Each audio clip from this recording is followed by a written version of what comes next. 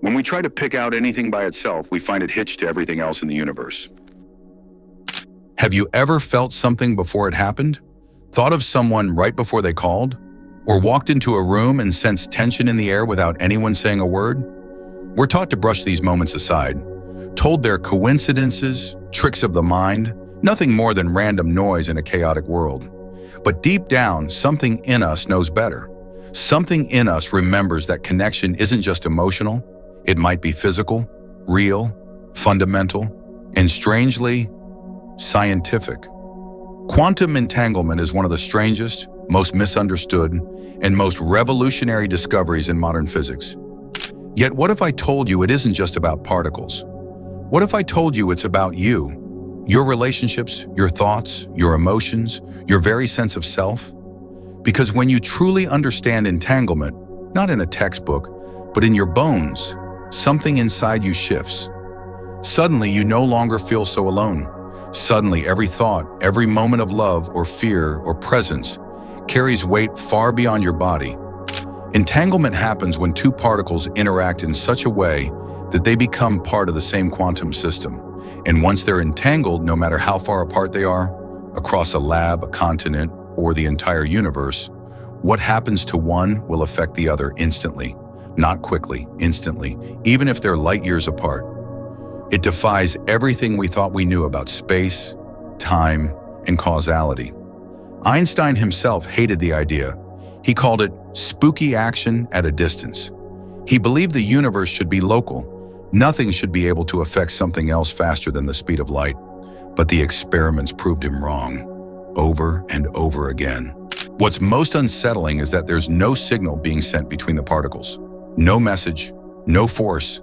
It's as if they're not truly separate at all, as if distance itself is an illusion, as if the fabric of reality is not made of isolated parts, but of interconnection. And if that's true at the level of particles, what does it say about human beings? What does it say about the quiet pulse you feel when someone stares at you from across a room? Or the ache in your chest when someone you love is in pain, even if they're thousands of miles away? You see, quantum physics is no longer just about matter. It's about meaning. It's not about things, it's about relationships. In the quantum world, nothing exists in isolation. A particle isn't just a point in space, it's a probability cloud, a set of potential realities. And which version becomes real depends on how it's observed. On interaction. On context. This challenges everything. It means reality doesn't just unfold like a machine, it responds to awareness, to observation, it shifts based on connection. You are not a detached observer of this world. You're a participant, a node in a field that is constantly responding to your state, your attention, your energy. And just like those particles, you are entangled with people, with places, with ideas, and with the very nature of consciousness itself. The implications are enormous. If entanglement is real, then we're not separate individuals in a cold universe. We are expressions of a unified field, always in relationship, always in resonance. Our thoughts aren't private echoes trapped inside a skull. They're signals in a vast web of meaning. Our emotions are not just chemical, they are frequencies. And whether we realize it or not, we're constantly broadcasting and receiving, affecting each other in ways we barely understand. This is the quiet truth hiding beneath our daily lives. You are never alone. Your state of being matters, your presence echoes. Quantum entanglement, then, is more than a scientific curiosity. It's a mirror. It's the physics of intimacy, the mathematics of empathy, the unseen architecture of connection that underlies everything we call reality. It reminds us that every choice we make, every thought we entertain, every vibration we emit is not meaningless. It's woven into the fabric of all that is. When you love, that frequency ripples through the field. When you grieve, that sorrow reaches across space. When you forgive, you soften the entire web. So if you've ever felt that maybe somehow there's more to your life than what the eyes can see, if you've ever sensed that your existence touches others in mysterious ways, then you've already brushed up against the edges of entanglement. You've already lived it. The question now isn't whether it's real. The question is, What will you do knowing that your every moment carries quantum weight? If entanglement shows us that everything is connected, the next question becomes unavoidable. How do we know this? What kind of evidence could possibly back something so strange, so counterintuitive, so far removed from the ordinary laws of nature we thought governed the world? To find the answer, we have to go back to a time when physics itself stood at a crossroads, when our most brilliant scientists looked into the atom and found not certainty, but chaos. The early 20th century wasn't just a period of scientific revolution. It was a philosophical earthquake. Newtonian physics, which had ruled unchallenged for centuries, suddenly began to unravel under the weight of new observations. Particles didn't behave like solid objects anymore.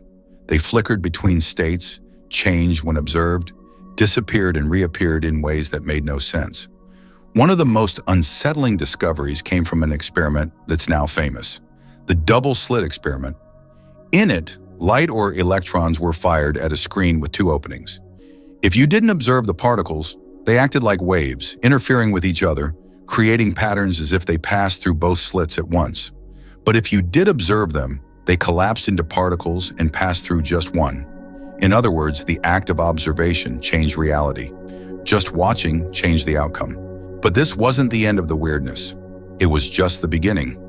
In 1935, Albert Einstein, Boris Podolsky, and Nathan Rosen proposed a thought experiment now known as the EPR paradox, designed to show that quantum mechanics must be incomplete. They imagined two particles that interacted and then moved apart. According to quantum theory, measuring one would instantly reveal the state of the other, no matter how far away it was. Einstein refused to accept this, calling it spooky action at a distance. To him, it seemed to break the most sacred law of physics. Nothing can travel faster than light. Yet what Einstein meant as a criticism turned into a mystery that no one could solve. It wasn't until 1964 that physicist John Bell devised a way to test Einstein's objection. Bell's theorem offered a series of mathematical inequalities that could distinguish between the predictions of quantum mechanics and the assumptions of local realism, the idea that objects are only influenced by their immediate surroundings. When these experiments were finally performed decades later, with increasing precision, they all pointed to the same conclusion. Quantum mechanics was right. The world really is non-local. Reality really is connected at a level we don't fully understand. To this day, entangled particles have been tested across increasing distances, from meters to kilometers to even satellites in orbit, and still the connection holds. No matter how far you separate them, the moment you measure one, the other responds, and always instantly. The implications of this are staggering, because nothing in our current understanding of physics can explain how this communication happens. There's no force, no field, no hidden mechanism linking the particles in a traditional way. It's as if the universe itself is built on something deeper than space and time, something more fundamental. Some physicists now suggest that space and time themselves may emerge from entanglement, that the connections come first, and what we call reality grows out of that web. This means that the universe is not a collection of things, it's a network of relationships. And here's where it gets even more mind-bending.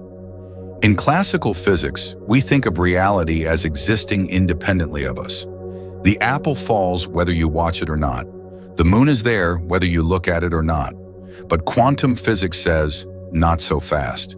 At the smallest scales, reality doesn't settle into a definite state until it's observed, until it interacts, until there is relationship. Some scientists resist this. It's too weird, too mystical, but experiment after experiment keeps proving the same truth. The universe doesn't behave like a machine. It behaves like a dance, like a pattern, like a field that knows itself only through connection.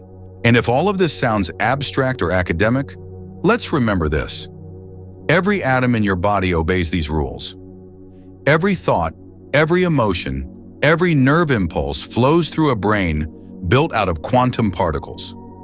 Your biology rests on this mystery. You are not separate from the quantum world. You are the quantum world. So maybe the real question isn't why entanglement is possible. Maybe the real question is why we ever thought separation was real in the first place. You've now seen how scientists tried to explain away the impossible, only to find themselves face to face with it.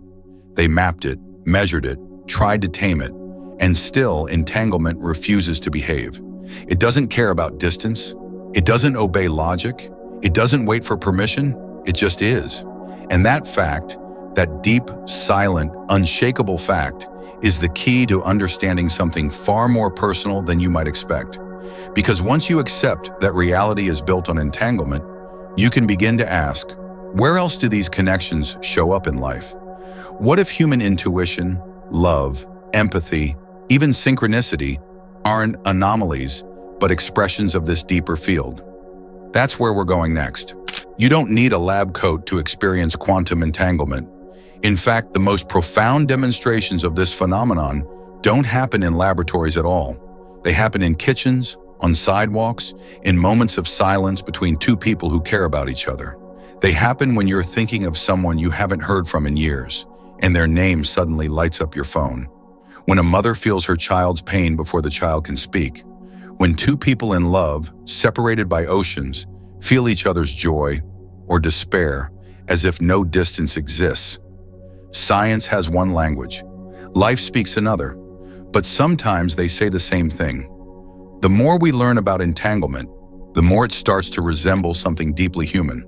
Connection without explanation, influence without proximity, a kind of resonance that transcends logic. It's as if nature is whispering to us through its equations, telling us that we were never meant to exist in isolation, that separation is an illusion, and relationship is the ground of being. Of course, physicists didn't set out to prove this. They were trying to understand particles, not people. But here's the thing.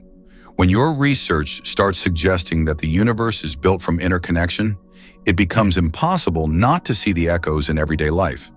Maybe that's why so many of the pioneers of quantum mechanics, Niels Bohr, Erwin Schrödinger, even Einstein in his later years, gravitated toward philosophy, mysticism, and Eastern thought. They weren't trying to turn science into spirituality. They were just following the implications of their own discoveries. Because when entanglement shows up in equations, it sounds like non-locality. But when it shows up in your chest, it feels like empathy. When it shows up in thought, it feels like synchronicity.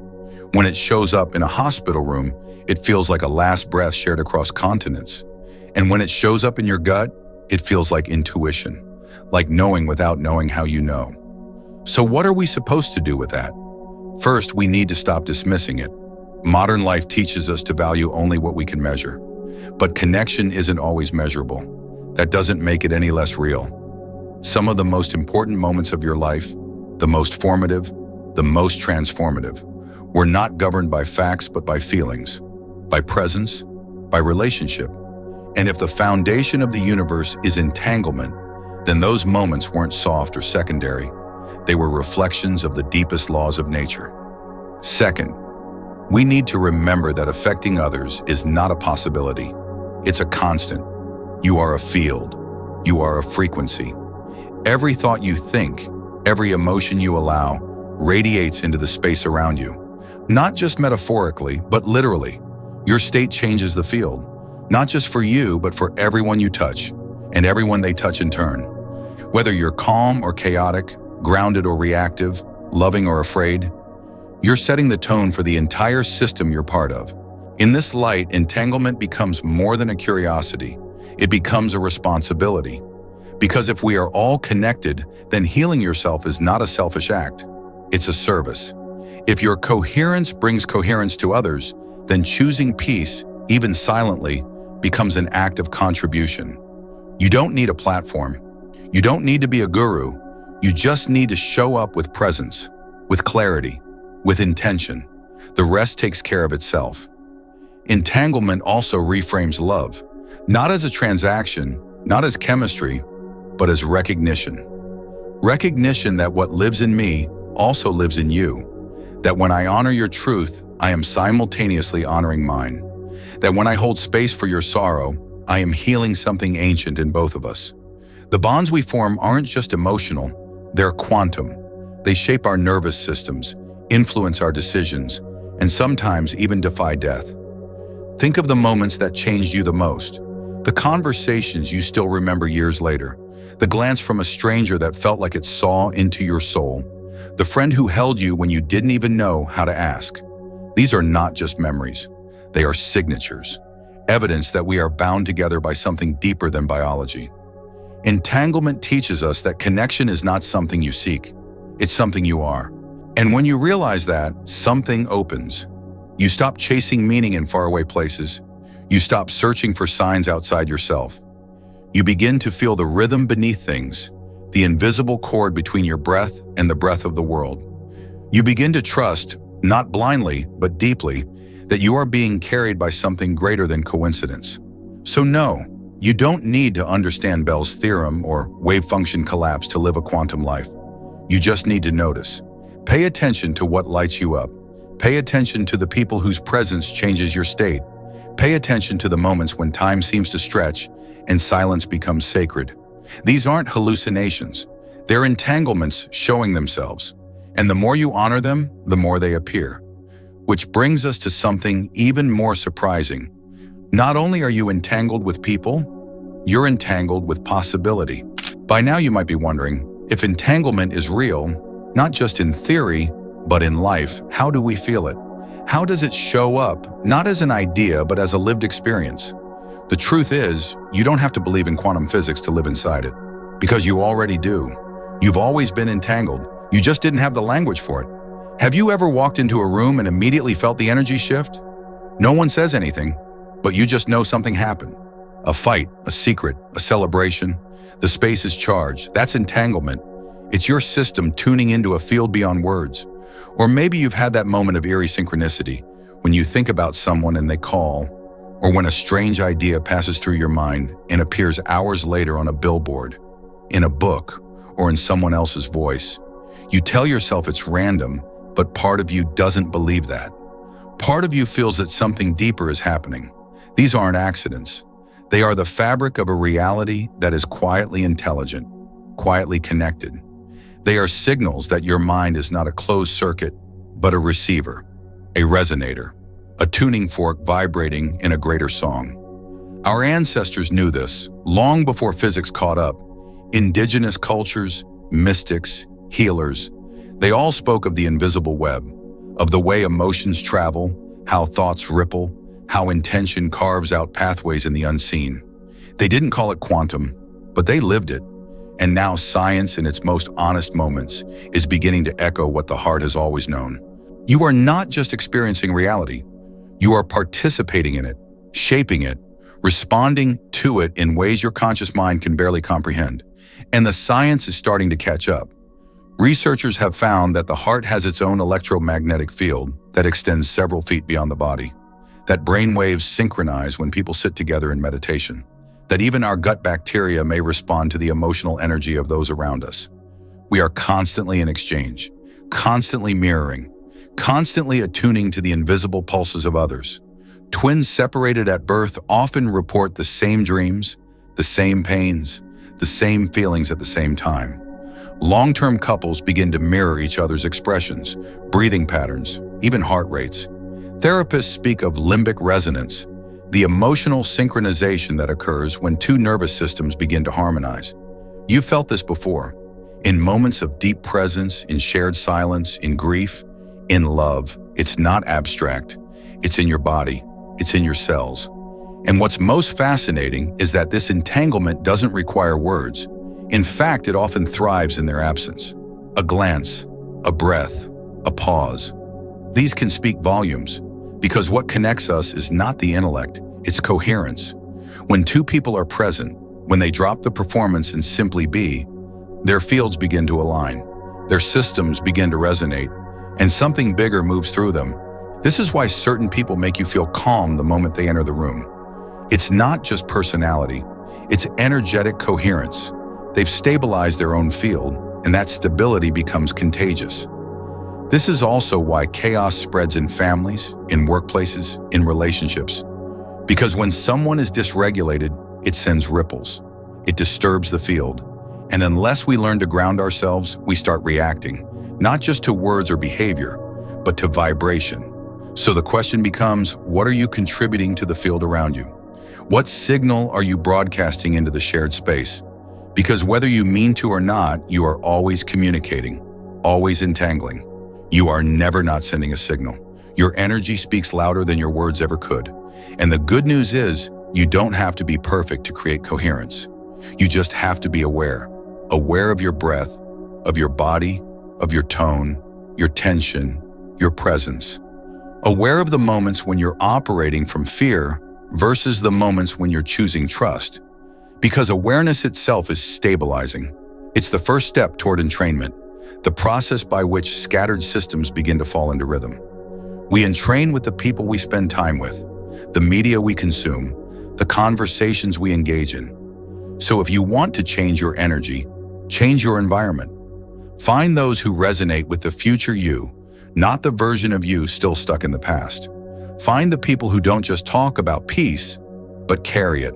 The ones who feel like silence, like steadiness, like gravity. Because in a world of chaotic fields, coherence becomes a kind of leadership. Not by force, but by frequency. By now, one thing should be clear. You are not just an observer of reality. You are a participant, a transmitter, a signal. The field that surrounds you, this invisible lattice of possibility we're all immersed in, is not fixed. It's dynamic, and it responds moment by moment to the frequency of your thoughts, the texture of your emotions, the patterns of your attention. Most people go through life assuming that thoughts are private, that what happens in the mind stays in the mind. But science and experience suggest otherwise. Thought is energy, measurable, detectable, and most importantly, transmissible. When you think something, you're not just rearranging neurons inside your brain. You're broadcasting. Your heart, your brain, your entire nervous system produces electromagnetic fields that extend beyond your body, and they carry information. That information influences not only your internal state, but the collective environment you inhabit. This is not some poetic idea. It's measurable.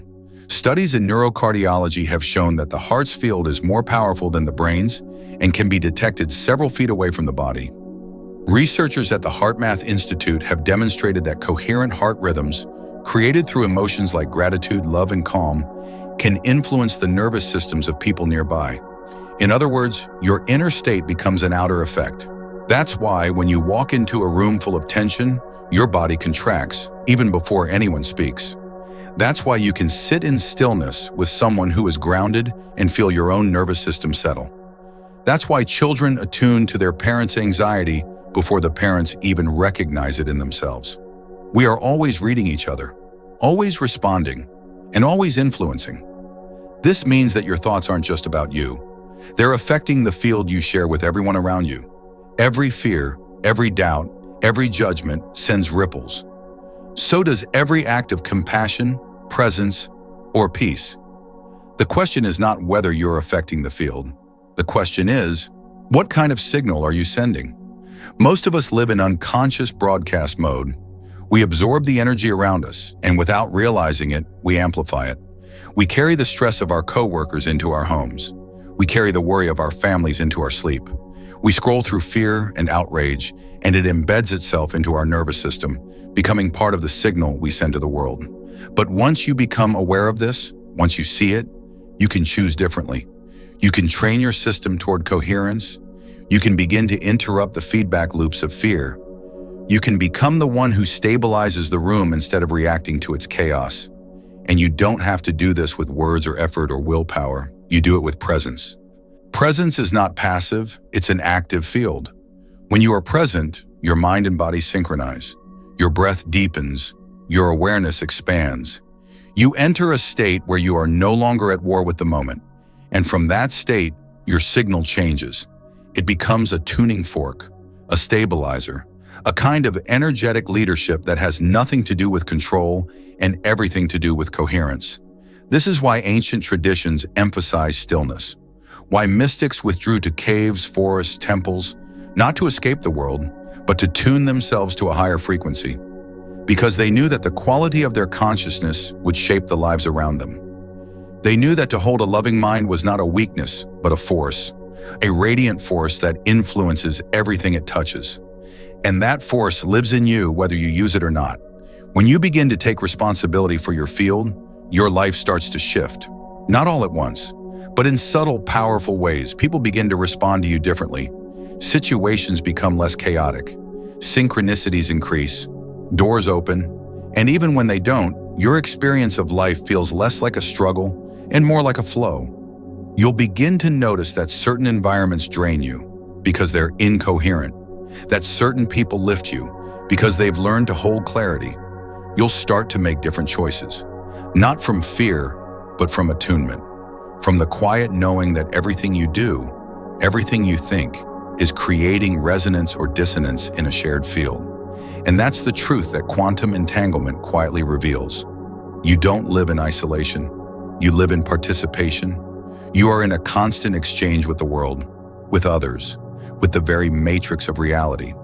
So instead of asking, what do I want to get from life? Try asking, what am I contributing to the field? Because that question will change you. It will anchor you. It will pull you out of scarcity and into alignment. And maybe, just maybe, it will awaken something even deeper. The sense that you're not just shaping reality for yourself, but for all of us. There comes a point when science and spirituality stop being enemies and start becoming mirrors. When the edge of one reveals the heart of the other. Quantum entanglement is that edge. For over a century, it's challenged our understanding of space, time, and logic. But for thousands of years before that, mystics, sages, and spiritual teachers spoke of the very same truth, using a different language. They called it oneness, unity, consciousness, divine interconnectedness, the Tao, the self, the source. They said that we are not fragments, not isolated minds trapped inside bodies, but threads in a single fabric, waves on the surface of a vast, infinite ocean. And now physics is beginning to suggest the same, that what we call individual may be nothing more than a perspective, that separation is not a feature of reality, but a filter of perception. It's easy to dismiss these ideas as poetic or idealistic, but when you strip away the terminology, what remains is something astonishingly consistent. The idea that relationship is more fundamental than form, that what we are is not a thing, but a process, a flow, an expression of the whole, briefly appearing as a part. Quantum entanglement doesn't just hint at this, it demands it. If particles can remain connected across light years without any signal, then space is not what we think it is. If measuring one particle instantly affects another, then time is not what we think it is. And if the act of observation brings reality into being, then consciousness is not just a byproduct of matter. It might be the very fabric that holds it all together. Spiritual traditions have been telling us this for millennia, that consciousness is primary, that awareness is the ground of being, that the universe is not outside you, it's in you. In Vedanta, they call it Brahman, pure awareness, unchanging, eternal, expressing itself as all forms. In Buddhism, it's the idea of interdependent origination, that nothing exists independently and everything arises in mutual relationship. In Christian mysticism, it's the idea that the kingdom of God is within. In Sufism, it's the divine beloved, hidden in all things, revealed through love. None of these traditions claim that you are separate from the divine. Quite the opposite. They suggest that the divine is what you are made of, and that the illusion of separateness is the root of suffering. And now quantum physics echoes this in its own way. Not by declaring God, but by revealing mystery, by proving again and again that reality does not behave like a machine, but like a mind, like a dream, like a dance between observer and observed, between the one and the many. This realization changes everything. It means that your spiritual longing, your desire to feel whole, connected, at peace, is not some emotional weakness. It's a form of memory, a remembering of what you truly are beneath the roles, the identities, the illusions. You're not reaching for something outside you. You're feeling the pull of what's already inside, what's always been there. And this is where entanglement becomes more than a theory. It becomes a doorway, a bridge between science and soul, a way of saying, you are not lost, you are not broken, you are not alone. You are woven into the very structure of reality, held in a field of intelligence, love and coherence that extends beyond anything your senses can detect. This is why moments of stillness feel sacred, why love feels infinite, why death feels like a return. Because in those moments, the veil thins, the illusion of separateness cracks, and you catch a glimpse, not of a doctrine, but of a truth so ancient, so simple, so undeniable, it cannot be taught, only remembered. You are not just a body moving through time. You are consciousness entangled with consciousness, a drop in the ocean that remembers it is the ocean. This is not just philosophy, it's practical. Because the more you remember this, the more your suffering softens. The more you trust the process, the less frantic you become. You begin to see others not as threats, but as reflections. You begin to live not from fear, but from resonance. And when you live from resonance, everything changes. Your decisions align. Your energy stabilizes. You attract differently. You relate differently. You begin to carry an inner stillness that no chaos can shake. This is the gift of entanglement. Not just to prove that the universe is mysterious, but to remind you that you are part of that mystery, that your presence matters, that your awareness is not passive but creative. In this view, every interaction becomes sacred, every breath, a ripple in the field, every thought, a thread in the great tapestry. And so the question becomes, how will you use it? After everything we've explored, particles that communicate across galaxies, thoughts that shape reality, ancient wisdom echoing through quantum equations, it's natural to ask, so what? What does any of this actually mean for the way you live, breathe, and move through your life today? It means more than you think. Because if quantum entanglement is real, not just in labs, but in your daily experience, then every moment matters more than you've been taught. Every emotion, every breath, every choice you make ripples into the field. You're not waiting for life to happen. You're helping create it. And the tool you're using is not effort or control. It's attention, it's frequency, it's being. This isn't about becoming perfect or enlightened or all-knowing. It's about becoming aware that your energy has weight, that your presence has influence, that who you are in the quiet, in the ordinary, in the in-between is already making a difference. You've already felt it. The days when you're scattered and the world around you seems to fall apart. The days when you're calm and things seem to flow. The people who walk into a room and elevate everyone's mood without saying a word. The ones who drain the room just by showing up. That's not chance. That's entanglement in action. The energy you hold is the world you live in. So the question becomes, are you living on default or are you tuning your signal with intention? You don't have to change everything overnight. Start small. Start by noticing. When you wake up, ask yourself, what signal am I sending into the field today? Is it fear or trust? Resistance or openness? Lack or gratitude? You're not being judged, but you are being felt. You're not a separate being trying to fix the world.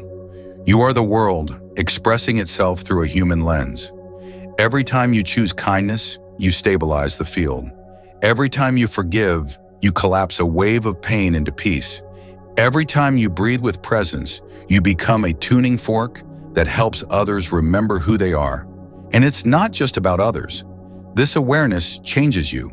It heals. It softens. It opens up a dimension of living that most people never touch. Not because it's far away, but because it's subtle, still, quiet. You'll start to see meaning where others see coincidence. Feel guidance where others feel randomness. You'll sense that life isn't just happening to you. It's moving through you, responding to you, listening to you. And when you drop into that knowing, everything simplifies.